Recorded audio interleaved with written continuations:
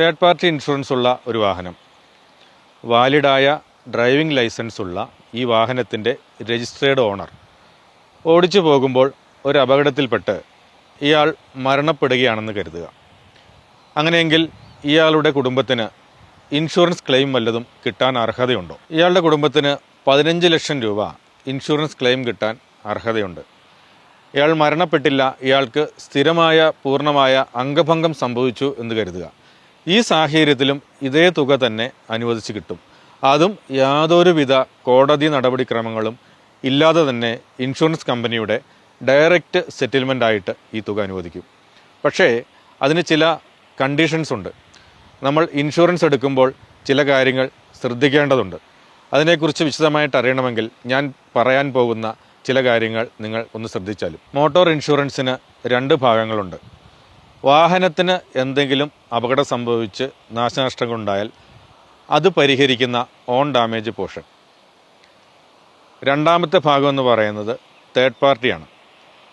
മറ്റൊരാൾക്ക് അല്ലെങ്കിൽ അയാളുടെ വസ്തുവകകൾക്ക് നാശനഷ്ടം സംഭവിച്ചാൽ അതിന് കവറേജ് കിട്ടുന്ന തേർഡ് പാർട്ടി പോർഷൻ.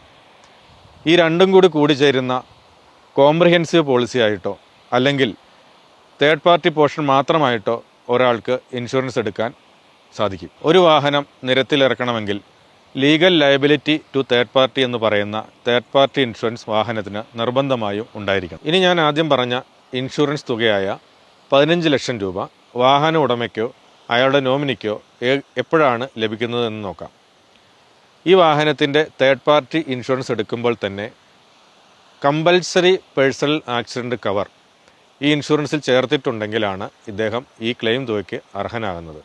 അങ്ങനെ വന്നു കഴിഞ്ഞാൽ ഈ ക്ലെയിം തുക ഇൻഷുറൻസ് കമ്പനി ഇയാൾക്കോ അല്ലെങ്കിൽ ഇയാളുടെ നോമിനിക്കോ കൊടുക്കാൻ ബാധ്യസ്ഥനാണ്. വാഹന ഉടമ ഡ്രൈവിംഗ് ലൈസൻസ് ഉള്ള ആളാണെങ്കിൽ തേർഡ് പാർട്ടി ഇൻഷുറൻസ് എടുക്കുമ്പോൾ തന്നെ compulsory PA cover for owner cum driver എന്നുള്ളത് നിർബന്ധമാണ്. ഇതിന് വെറും 325 രൂപ മാത്രമാണ് കമ്പനികൾ പ്രീമിയമായി ഈടാക്കുന്നത്. തേർഡ് പാർട്ടി ഇൻഷുറൻസ് എടുക്കുമ്പോൾ ഇദ്ദേഹത്തിൻ്റെ നോമിനിയുടെ പേര് ഈ പോളിസിയുടെ കൂടെ ചേർക്കണമെന്ന് മാത്രം. ഡ്രൈവിംഗ് ലൈസൻസ് ഉള്ള വാഹന ഉടമ തേർഡ് പാർട്ടി ഇൻഷുറൻസ് എടുക്കുമ്പോൾ compulsory PA cover for owner cum driver എന്നുള്ളത് എടുക്കണമെന്ന് നിർബന്ധമാണെന്ന് ഞാൻ പറഞ്ഞു. ഇപ്പോൾ എല്ലാ വീട്ടിലും തന്നെ ഒന്നിലേറെ വാഹനങ്ങൾ ഉണ്ട്. അങ്ങനെയെങ്കിൽ എൻ്റെ അടുത്ത ചോദ്യം, ഓരോ വാഹനത്തിനും കമ്പൽസറി PA ഈ ഉടമസ്ഥൻ എടുക്കണമെന്നുള്ളതാണ്. അതായത് ഓരോ വാഹനത്തിനും ഇതേ തുക 325 രൂപ തുകയടച്ച് കമ്പൽസറി PA എടുക്കണമെന്നുള്ളതാണ്. അതിൻ്റെ ആവശ്യമില്ല. ഇദ്ദേഹത്തിന് സ്റ്റാൻഡ് അലോൺ PA കവർ എന്ന് പറയുന്ന ഒരു സെപ്പറേറ്റ് പോളിസി എടുക്കുകയും ഈ പോളിസിയിലേക്ക് ഈ വാഹനങ്ങളുടെ എല്ലാം തേർഡ് പാർട്ടി ഇൻഷുറൻസ് ചേർക്കുകയും വാഹനത്തിൻ്റെ നമ്പർ ചേർക്കുകയും ചെയ്താൽ ഈ കമ്പൽസറി PA കവർ ഇദ്ദേഹത്തിന് ലഭ്യമാകുന്നതാണ്. സ്റ്റാൻഡ് അലോൺ CPA എന്നുള്ളത് സെപ്പറേറ്റ് എടുക്കുന്ന ഒരു പോളിസിയാണെന്ന് ഞാൻ പറഞ്ഞു. അതിൻ്റെ മറ്റു വാഹനങ്ങളുടെ ഇൻഷുറൻസ് ചേർക്കണം, വണ്ടി നമ്പറൊക്കെ ചേർക്കുകയും വേണം. ഒപ്പം നമ്മൾ ശ്രദ്ധിക്കേണ്ടുന്ന ഒരു കാര്യം, ചേർക്കുന്ന വാഹനങ്ങളുടെ എല്ലാം തേർഡ് പാർട്ടി ഇൻഷുറൻസ് സമയാസമയങ്ങളിൽ നമ്മൾ പുതുക്കുകയും വേണം. അതുമാത്രമല്ല, ശ്രദ്ധിക്കേണ്ട ഒരു കാര്യം, സ്റ്റാൻഡ് അലോൺ CPA എന്ന് പറയുന്നത് 1 വർഷം കാലാവധിയുള്ള ഒരു പോളിസിയാണ്. ഇനി അതിൻ്റെ ഒരു പ്രത്യേകത, നമ്മുടെ വാഹനത്തിൻ്റെ ഇൻഷുറൻസ് എടുത്ത കമ്പനിയിൽ നിന്ന് തന്നെ ഈ സ്റ്റാൻഡ് അലോൺ CPA എടുക്കണമെന്ന് ഒരു നിർബന്ധമില്ല. നമുക്ക് ഇഷ്ടമുള്ള ഏത് കമ്പനിയിൽ നിന്നും സ്റ്റാൻഡ് അലോൺ CPA നമുക്ക് എടുക്കാവുന്നതാണ്. കമ്പൽസറി PA കവറിൻ്റെ ബെനിഫിറ്റ് കിട്ടാൻ ഞാൻ പറയുന്ന ഈ പോയിന്റുകളൊന്ന് ശ്രദ്ധിക്കുക. 1, വാഹനമുടമയ്ക്ക് വാലിഡായ ഡ്രൈവിംഗ് ലൈസൻസ് ഉണ്ടായിരിക്കണം. 2, ഈ പോളിസിക്ക് കാലാവധി ഉണ്ടായിരിക്കണം.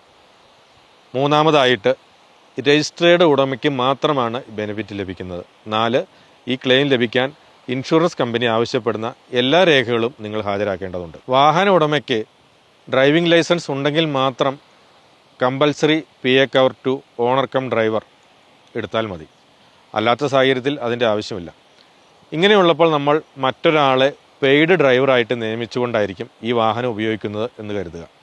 അങ്ങനെയാണെങ്കിൽ ഒരു ആക്സിഡൻറ്റിൽപ്പെട്ട് ഈ പെയ്ഡ് ഡ്രൈവർക്ക് ഒരു മരണം സംഭവിച്ചു, അല്ലെങ്കിൽ അദ്ദേഹത്തിനൊരു ക്ഷതം സംഭവിച്ചു, എങ്ങനെയായിരിക്കും ഇത് ഇൻഷുറൻസ് കവറേജ് ലഭിക്കുന്നത്?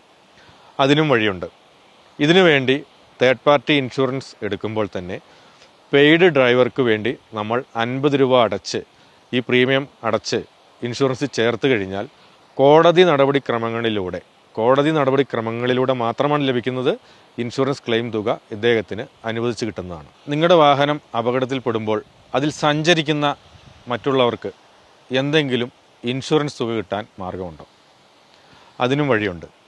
നിങ്ങൾ തേർഡ് പാർട്ടി ഇൻഷുറൻസ് എടുക്കുമ്പോൾ അൺനെയിംഡ് പാസഞ്ചർ കവർ ഇൻഷുറൻസിൽ ചേർത്താൽ ഈ യാത്രക്കാർക്കും അതിനുള്ള ഇൻഷുറൻസ് കവറേജ് ലഭിക്കുന്നതാണ്.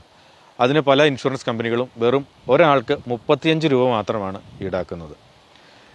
ഇത് വാഹനത്തിൽ എത്ര സീറ്റിംഗ് കപ്പാസിറ്റി ഉണ്ടോ അത്ര പേർക്കും ഈ ഇൻഷുറൻസ് തുക അടച്ച് വേണം ഈ കവർ ചേർക്കാനായി. 50,000 മുതൽ 2 ലക്ഷം രൂപ വരെ, ചിലപ്പോൾ അതിൽ കൂടുതലും ക്ലെയിം കൊടുക്കുന്ന കമ്പനികളുണ്ട്. ഇത് ഓരോ കമ്പനിയെ ഡിപ്പെൻഡ് ചെയ്തിട്ടാണ് ഇരിക്കുന്നത്. ഇതിൻ്റെ ഒരു പ്രത്യേകത എന്ന് പറയുന്നത് ഇതും ഡയറക്റ്റ് സെറ്റിൽമെൻ്റ് ആണ്. യാതൊരുവിധ കോടതി നടപടിക്രമങ്ങളും ഇതിന് ആവശ്യമില്ല എന്നുള്ളതാണ്.